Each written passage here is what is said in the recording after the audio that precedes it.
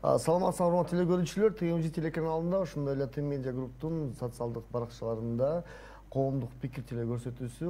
Аны мен алып барам, Атыжан Нурлан Адаев. Саламатсыңарбы? Бүгүн биздин конокто биздин Кыргызстан саясий партиясынын өкүлдөрү келген. Алар келаткан 11-июлдагы Ош шаардык кеңешке шайлоого өзүнүн программасы менен, өзүнүн ойлору менен келишкен. Алда силердин назарыңарда биздин Кыргызстан саясий партиясынын өкүлдөрү менен тааныштырып кетсем, бул Нуркуз Кадырбек кызы эжебиз, саламатсызбы Нуркуз эже.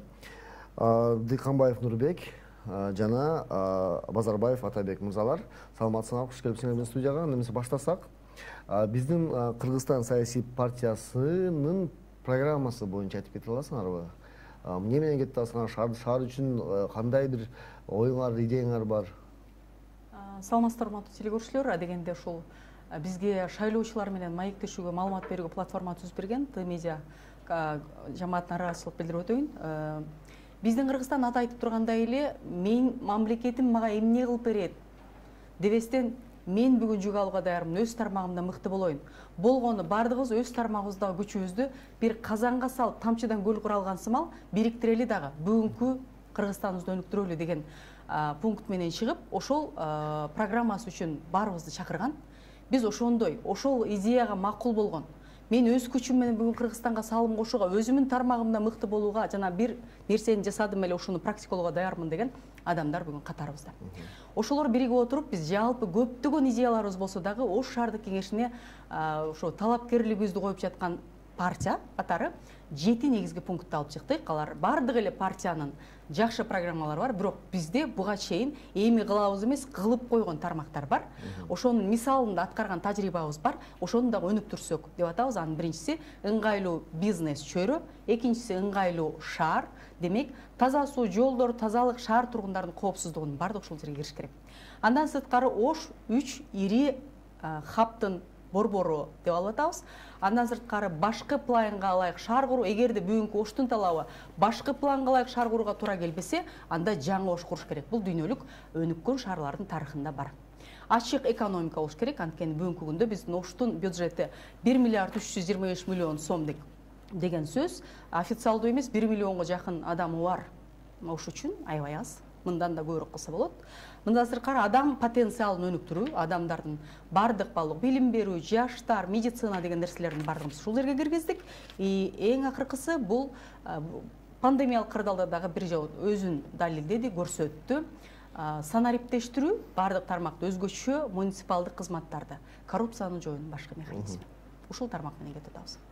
Рахмат чоң, мен бир суроодо ушунча партиянын арасынан эмне үчүн эмне силер тандашыңыз, эмне үчүн силер тандаш керек, эмне үчүн силерге добуш бериш керек 11-июль күнүчү? Чоң рахмат, дагы бир жолу саламатсыңарбы, урматтуу биздин көрөрмандар, күйөрмандар жана бизди колдоп кубаттап турган, азыр бизди телеэкрандар аркылуу, Facebook аркылуу көрүп турган биздин колдоочуларга, шайлоочуларга дагы бир жолу ассалам алейкум деп кетишти уруксат бересиңер. Аябай чоң рахмат. Ушул сурооду беришиңизди биз азыр күтүп турат элек. Жана эле баса белгилеп кеткендей, биз ушундай партиябыз, калган бардык партиялар барып туруп кылам, барып туруп жасайм, иш орундарын түзөм, жана фабрикалар, завод фабрикалар курам деген партиялар кетип атат. Жана биз болсо азыр куруп коюп, кылып коюп, иш орундарды түзүп коюп кетип аткан партиялардан болуп эсептенебиз. Анан будан сырткары дагы бир баса белгилеп кете турган нерсе, биз адилеттүүлүктү тутуп кетип аткан партиялардан бири болуп эсептелебиз. Анан буга чейин дагы белгилеп өтүп кетти, дагы баса белгилеп кетишибиз керек. Бизде өз тармагында бир ийгиликтерге жетишкен кандидаттар жана талапкерлер топтолуп, бардыгыбыз азыр бир ой пикирибиз бир жерден чыгып туруп, шаарыбызды өнүктүрөлү деп кетип аткан партия болуп эсептелебиз. Өндүрүш жөнүндө айта кеттиңиз, азыркы учурда Ош шаарында өндүрүштүн деңгээли мындай дегенде төмөнүрөөк да башка. Ошону азыр кантип өндүрүштү көтөрсө болот? Силердин билишим боюнча бир заводуңар бар экен, дагы бир нече бир ири долбоорлордун үстүнөн иштеп атат экенсиңер. Кантип Ошто өндүрүштү кантип көтөрөбүз? Мен ошо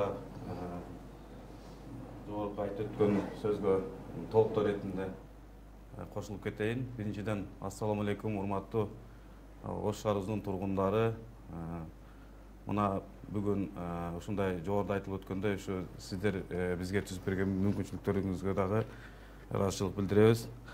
Анан эми мына өндүрүш боюнча айта турган болсок, эми мен өзүм как жеке ишкер катары ушу текстиль тармагында акыркы 10-15 жылдан бери кызмат өтөп келе жатабыз.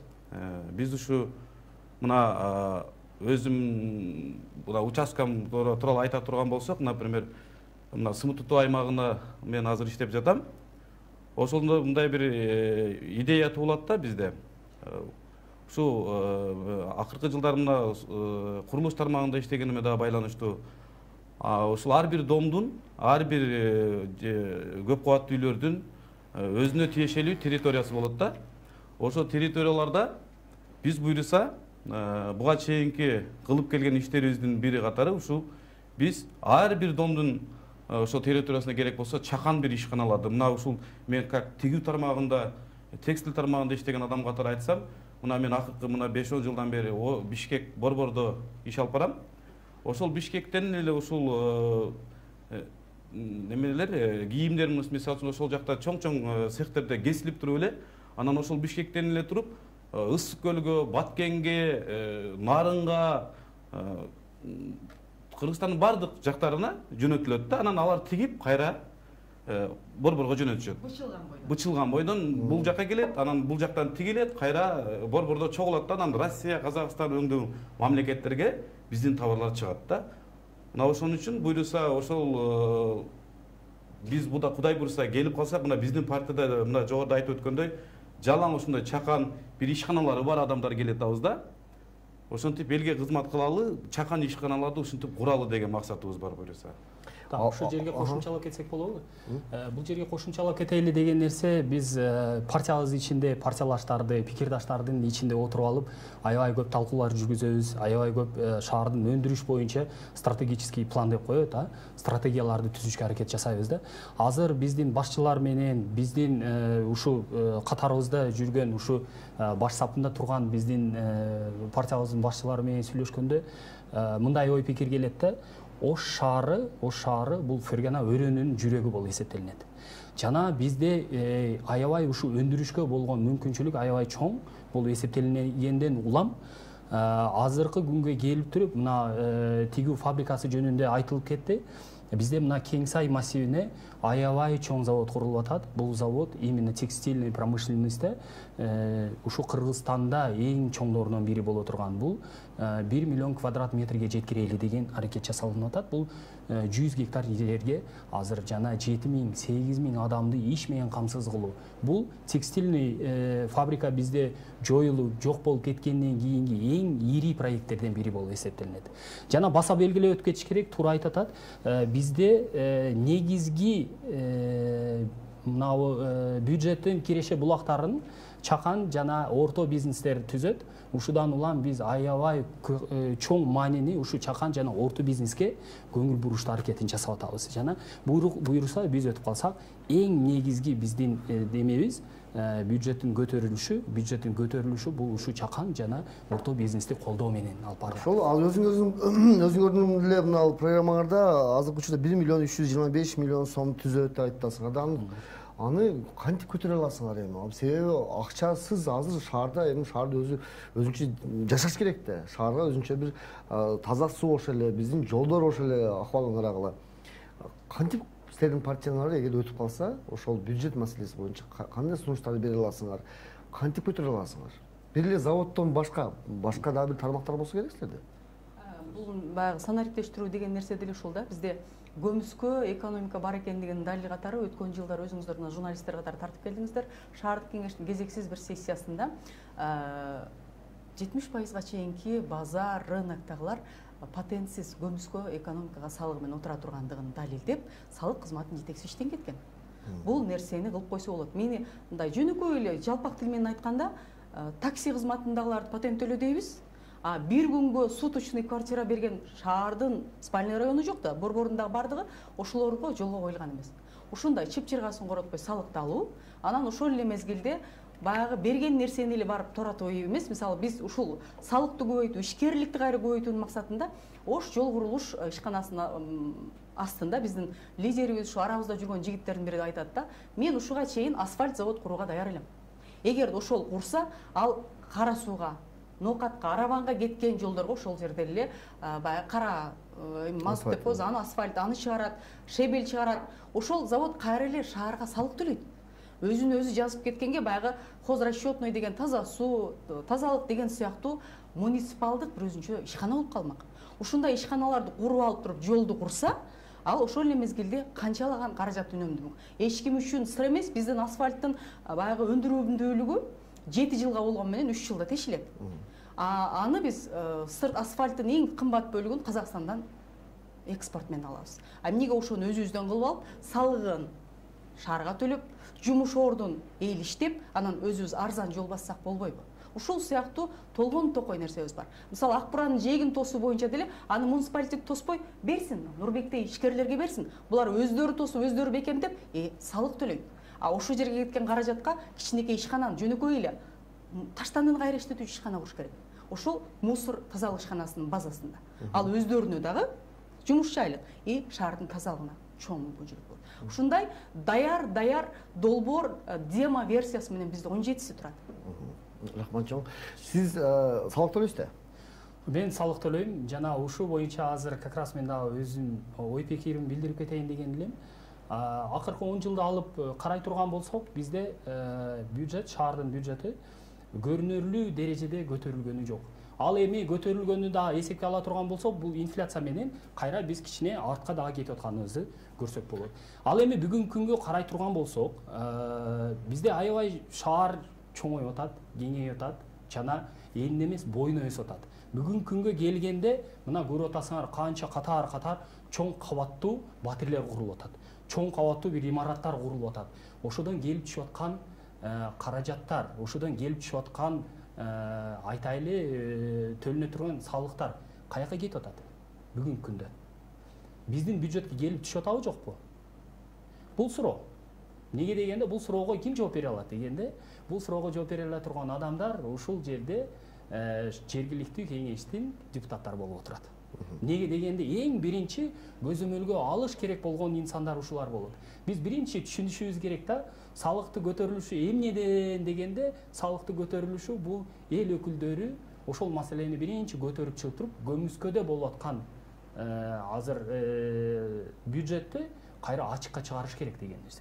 Азыр туура белгиленип өтүп кетти, именно бюджет каяктарга калып кеткени. Жарандык көзөмөлдү күчөтүү. Жарандык көзөмөлдү күчөтүү. Жарандык көзөмөлдү күчөтүү дагы бизде азыр кичине аксап жатат. Кандай дегенде жарандык көзөмөлдү күчөтүү бизде көп учурларда бул айтып коебуз да, жарандык активисттер чыгып туруп, мына жерге келип аткан акчалар каяка кетип атат десе, биз кичине ону башка жакка буруп коебуз да, айтабыз, бул бизге каршы экен. Жок. Биз ошо баардыгыбыз ушул шаар тургуну катары шаардын өнүгүшүн, өсүшүн каалап турган эл болуп эсептелет. Нурбек мырза, айтсаңыз, сиз мындай азыр эфир башталганга чейин биз жакшы ойду айттыңыз да, элдер азыр эмнеге даяр болуп атат ошол? Сиз домдоруңузга барып чогулуш өткөзүп аткансыз. Элдер өзүнүн жарандык көзөмөл жүргүзүүгө даярбы? Биринчиден азыр жогоруда айтылып кеткенге толуктоо иретинде мына бюджет боюнча айтып өтпөдүбү? Чынын айтканда эми 1 миллиард 300 миллион тегерегиндеги бюджет бул акыркы бир 5 жылдын арак бирагынан бери келеткан бул суммада. Анан эми баягы мындай карап келгенде 2015-тен бери Ош шаарында мына курулуштар аябай мындай күч алып, асман тиреп, үйлөр салынып, мындай көз көрүнүп, мындай эсептеп көрсөң бир 60-70 арасында көп кабаттуу үйлөр салынды да. Анан эми эмнеге ушундай салынып, базарлар салынды. Базарлар салынып, маркеттер чоң глобус тигиндей чоң магазиндер ачылып атат да, анан эмнеге бюджеттин суммасы өзгөрбөй атат? Балким ошол жерде Будай буюрса мына биз барсак, биздин партия барып калса, ошо может көзөмөл жагынан катуу контролго алабыз деген бир жакшы тилек максаттарыбыз бар. Анан эми сизге жана эфирге чейин айтып кеткен сөздөрдө мен эми деги эле мен биздин участканын элдери деле уже түшүнүп калды болуш керек. деги эле мен айтат элем өзү шаарыбыздын тургундарына келиңиздер. Мына 21-жыл жаңы жашоо бир өзүбүздүн дагы бир кичине аң сезимибизге революция жасап, мекенчил болуп, патриот болуп, кичине мамлекет үчүн күйүп, өзүбүз дагы колго абыш кылалы деп, мисалы үчүн кичине эле бир пример айта турган болсом, эми бир көп кабаттуу үйдүн эшигинин алды аябай бир жаман акыбалда болуп турат да, анан ошону дагы мамлекеттен көтөрбөй, келиңиздер чогуу, сиздер менен биргеликте ушул нерселерди ишке ашыралы. Мамлекеттен көтөрбөй, кичине көп түкүрсө көл болот деген сөз бар Кыргызда. Кичи кылып, эгер ушундай бир жакшы бир механизмдерди кыла турган болсок, жыл айланбай туруп, бардыгыбыздын эшигибиздин алдында балдар ойной турган аянтчалары, машинаны кое турган парковкалары баарын өзүбүз деле кылып алсак болот деген сунуштарды айтып келдим эле. Жакшы, Кудайга шүгүр, туура кабыл алды. Себеби дегенде азыр мындай болуп калды да, элибиз мындай мотивация элде жоголуп калды. Себеби иши буга чейин канча обещаниялар, только обещаниялар болуп, ошон үчүн элде ишенич кетип калды да. Ошондуктан дагы биз Кудай буйруса ишендирип айтат элек, биз келсек жаштар, мына жалаң жаштар аң сезимге чоң бир революция жасайбыз деп буйруса. Рахмат чоң, анда эмесе эфирибиздин аяктап жатат. Сиздерге ар бириңерге эркин микрофон берсем. Нукулжан, шайлоочулугуңузга, электоратыңызга кандай? Урматтуу шайлоочулар, эгерде биз өзүбүздүн укугубузду билген болсок, анан бай адамдын милдетинен башка укуктары да, жоопкерчилиги да болгон сыяктуу, бул шайлоонун механизмин таза аткарылса, анда шайлоочудан чоң адам жок да. Ал анын ордуна мурункудай урнага эч ким сала албайт, мындай кыла албайт. Анан аркаңан көзүм кысып турам, ымдап турам, байкап турам, анан сага добушуңа мынча сом берем дегендерге келиңиздер. Өзүбүздүн адамдык наркыбызды, насилибизди. Мен шаардык кеңешке талапкер эмес, көп балалуу эне катары шаардын акыбалы жана андагы эл өкүлдөрүнүн, муниципалитеттеги эң чоң органды шаардык кеңештин элге жакын адамдар отурганына кызыктармын. Ошондуктан өз укугуңуздардан бирөөлөргө кыянаттылык менен баштатпай, өз укугуңуздарды мүмкүнчүлүгүңүздөргө жараша пайдаланыңыздар.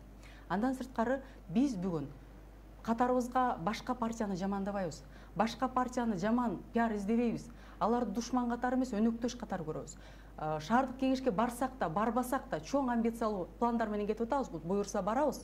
Бирок сиздер менен дайым ушул тармакта, ушул жерде тургандар, биздин кандидаттар иштеп келген өз тармагында дагы иштей берет. Башка тилектештерди, өз тарапкерлерди катарыбызга чакырабыз. Ошондуктан мен үчүн мамлекетим эмне кылып берет дебестен, мен мамлекеттин астында карыздарым, мен эмне кыла алам, менин колуман да иш келет, менин күчүм тамчы сыяктуу чоң деңизге салым кошот деген демилге менен чыккан. Биздин кызмат, биздин шаар, биздин Кыргызстан партиясына номер 3 партияга добушуңуздарды берет деп ишенем. Жана ошондой эле мугалим катары, журналист катары, жана буга чейин ушул тармакты аркалап келген адам катары сиздердин бизди колдооруңуздарга ишеним артып кетем. Рахмат чоң. Нурбек мырза. Кайрылуу катары айта турган болсок, эми урматтуу шаарыбыздын тургундары кайрылып кетет элем. Биринчиден ар бирибиз, ар бир жашоочу кичине бир ойгонуп, жаңы жашоо баштайлы деп, баягы азыр бир домго барып, домкомуңар ким десеңер тааныбайт да, кайдыгербиз да. Анан эми шаардык кеңештин депутаты буга чейин 2016-жылы кимге шайланыңар эле, кимди койдуңар эле десең, аны деле билбейт. Билбейм, келген кеткен деп эле ушундай жооп аласың да. Ошон үчүн бардык шайлоочуларды чакырып кетет элем, мындан кийин көчө башыңыздар да, домкомуңуздар дагы билиңиздер. Депутатыңыздар дагы жакшы билип, депутат бул эмне? Эл менен ушу өкмөттүн ортосунда болгон байланышты түзгөн жакшы бир көпүрө да. Ошон үчүн шайлоочуларга кайрылып кетем.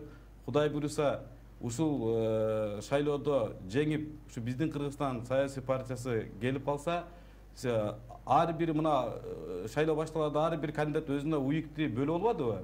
Ошондой эле болуп, ар бир кандидатыбыз буйруса, ошол уюктагы жашоочулар менен тыгыз байланышта ар бир менен индивидуально дагы иштегенге даярбыз деп ишендирип кете алам да буйруса. Ошол кайрылуу. Рахмат чоң. Атабек мырза. Чоң рахмат. Биз азыр мен биз ТМЖ каналында туруп азыр Ош шаарынын бир чоң катмарын камтышка аракет жасап атабыз. Ушуга уруксат бериңиздер, калган сөзүмү расмий тилде улантып коеюн. Ал эми эмнеге дегенде биздин башка улутта дагы угуп турган, көрүп турган көрөрмандарыбыз бар. Уважаемые избиратели, уважаемые друзья, да, я вас говорю. Мы здесь стоим, дабы донести ваши голоса именно на городском уровне и решать ваши проблемы. Депутаты являются слугой народа. Депутаты – это те люди, которые доносят ваши проблемы, ваши голоса до нужного уровня и решают эти вопросы. И хотел бы призвать вас голосовать от чистого сердца, положа руку на сердце и за достойного кандидата. Я, Базарбаев Атабек, от партии Мекенум Кыргызстан, номер 3, иду в городской кеңеш, чтобы защищать ваши права и улучшать ваши жизни. Спасибо огромное. Биздин Кыргызстан, наш Кыргызстан. Голосуйте за номер 3. Рахмат чоң, бүгүн эфирде коомдук пикир көрсөтүүсүндө биздин Кыргызстан саясий партиясынын өкүлдөрү болуп кетти. Андан эмесе буларга баарыңарга ийгилик каалайм. Кудай кааласа 11-июлда шайлоодо жакшы бир жыйынтык көрсөтүп, биздин элге кызмат кыла турган депутаттар болуп шайлангыла. Андан эмесе мен сиздер менен коштошом. Сак саламат болуңуздар.